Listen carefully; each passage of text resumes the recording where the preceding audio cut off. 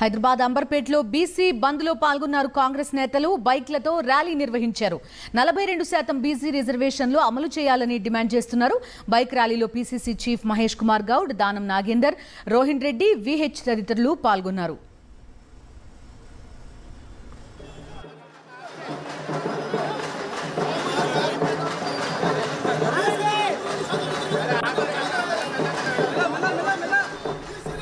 మరింత సమాచారం మా ప్రతినిధి రాకేష్ అందిస్తారు. బీసీ రిజర్వేషన్లకు మద్దతుగా కాంగ్రెస్ పార్టీ అంబర్పేటలో భారీ ర్యాలీ చేపట్టింది. ఈ ర్యాలీలో ఖైరతాబాద్ డీసీసీ అధ్యక్షుడు రోహిన్ రెడ్డితో పాటు ఖైరతాబాద్ ఎమ్మెల్యే దానం నాగేందర్, విహెచ్ మిగతా నేతలందరూ పాల్గొన్నారు. మనతో డీసీసీ ఉన్నాడు.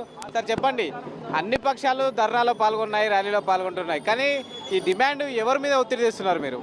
సార్, ఇక్కడ అన్ని పొలిటికల్ పార్టీ సపోర్ట్ చేస్తున్నాయి, కానీ బీజేపీ కనిపిస్తుందా మీకు? బీజేపీ వాళ్ళకి చిత్తశుద్ధి లేదు.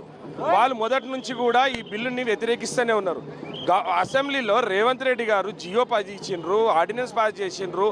బిల్లు అసెంబ్లీలో క్లియర్ చేసిన తర్వాత కూడా గవర్నర్ దగ్గర ఆమోద ముద్ర కోసం వేచి ఉంటే గవర్నర్ గారు టైంపాస్ చేస్తున్నారు. ఆ బిల్లుని ఇంతవరకు కూడా ఆయన పంపించడం జరిగింది. మా గవర్నర్ మీద గౌరవం ఉన్నది, ఎందుకంటే ఆయన పైనుంచి ఒత్తిడి ఉంది కాబట్టి ఆయన సంతకం పెడతలేడని చెప్పి మేము అందరం భావిస్తున్నాం.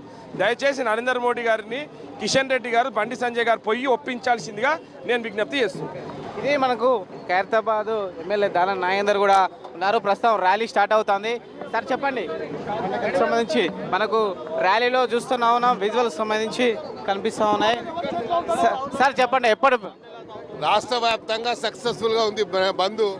తప్పకుండా ఈ బంద్లో పాల్గొన్నటువంటి అందరికీ కూడా హృదయపూర్వకంగా ధన్యవాదాలు. కానీ అన్ని పక్షాలు ధర్నా చేస్తున్నాయి, మీరు ఎవరి మీద ఒత్తిడి చేస్తున్నారు? కేంద్ర ప్రభుత్వం మీద బాధ్యత ఉంది, కేంద్ర ప్రభుత్వం చేయాల్సిన అవసరం ఉంది.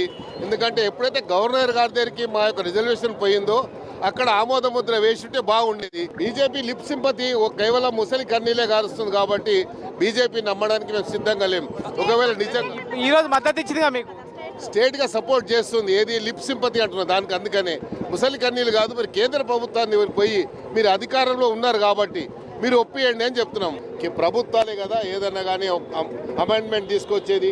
అమెండ్మెంట్ తీసుకొచ్చేటువంటి బాధ్యత కేంద్ర ప్రభుత్వం మీద ఉంది కదా. రాష్ట్ర ప్రభుత్వం కేటగిరికల్గా ఒప్పుకుంది కదా రాష్ట్ర ప్రభుత్వం చేయాలని.